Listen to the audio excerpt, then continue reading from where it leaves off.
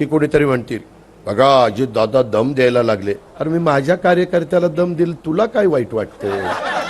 तुझ्या का पोटात दुखतंय?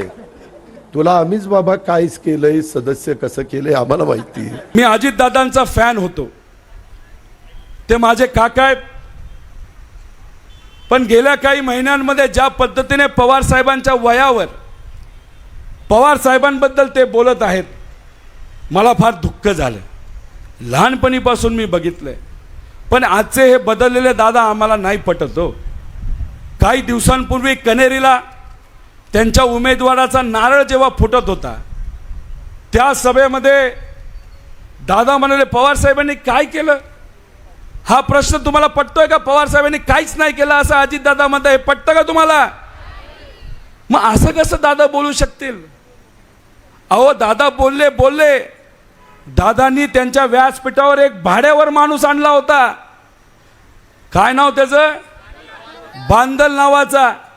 अहो 3.5 ते 4 वर्ष जेलमध्ये बसलेला नको त्या कारणासाठी, आणि त्या माणसाला स्टेजवर आणलं आणि तो माणूस पवार साहेबांबद्दल काय काय बोलला, चेहऱ्याबद्दल बोलला. अहो या लेवलवर. अहो दादा तुम्ही आमचे ओरिजिनल दादा असते ज्याच्यावर आम्ही फॅन होतो, तर तिथल्या त्या माणसाला तुम्ही मुस्काडलं असतं असं आम्हा सगळ्यांना वाटतं. पण नाही दादा, तुम्ही ते नाही केलं.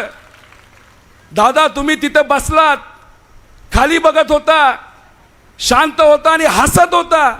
हे बदललेले दादा आम्हाला नाही पटत. अहो मी तुमचा पुतण्या असलो हे मला पटत नाही, हे सोडा. पण इथे असणाऱ्या किती लोकांना हे पटतंय सांगा? अशा पद्धतीने पवार साहेबांबद्दल बोललेलं आपल्याला पटतंय का हो? ते झालं असं की अजित पवार यांच्या एका सभेमध्ये एका नेत्याने शरद पवार यांच्यावर जोरदार टीका केली. तेव्हा अजित पवार खाली मान घालून हसत होते अशा शब्दात रोहित पवार यांनी अजितदादांवर हल्लाबोल केला.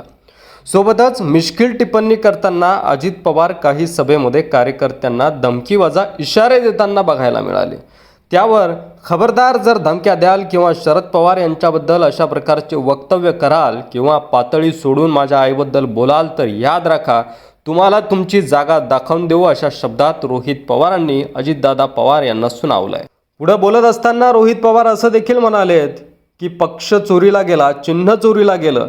ज्या मैदानावर गेली 40 वर्ष सभा होते ते मैदानही चोरीला गेलं. ती सगळी यंत्रणा अजित पवार स्वतःसाठी वापरत आहेत. आता सगळेच चोरीला जात असेल तरी लोकांचा विचार चोरीला जाऊ शकत नाही. तोच विचार आणि तीच ताकद आहे आणि विजय हा तुतारीचाच होणार आहे असा विश्वास व्यक्त करत राष्ट्रवादी शरदचंद्र पवार गटाचे आमदार रोहित पवार यांनी अजित पवार यांच्यावर हल्लाबोल केला. आमदार रोहित पवार बारामतीत बोलत होते. ते पुढे म्हणालेत की दादा भाजपकडे का गेले संपूर्ण दुनियेला माहिती आहे. मी एकेकाळी अजितदादांचा फॅन होतो, परंतु शरद पवार यांच्याबद्दल खालच्या पातळीवर बोलत असताना देखील दादा खाली मान घालून हसत होते. पहिले दादा जर मंचावर असते तर त्यांनी मुस्काटीत हाणली असती. त्यामुळं आजचे दादा हे पहिले दादा नाही असं देखील रोहित पवार यावेळी म्हणताना आपल्याला बघायला मिळाले. आमच्यासाठी विचार महत्त्वाचे आहेत. आम्ही का लढतोय हे आम्हाला माहिती आहे, मात्र दादांना ते माहिती आहे का? म्हणून आमची जी लढाई आहे ती विचारासाठी लढाई आहे असं देखील रोहित पवार यांनी म्हटलंय. तुम्हाला काय वाटतं यावर तुमचं मत कमेंट बॉक्समध्ये लिहायला विसरू नका. आणि तुम्ही तुतारीच्या बाजूने आहात की घड्याळीच्या बाजूने ते देखील आम्हाला नक्की सांगा. धन्यवाद.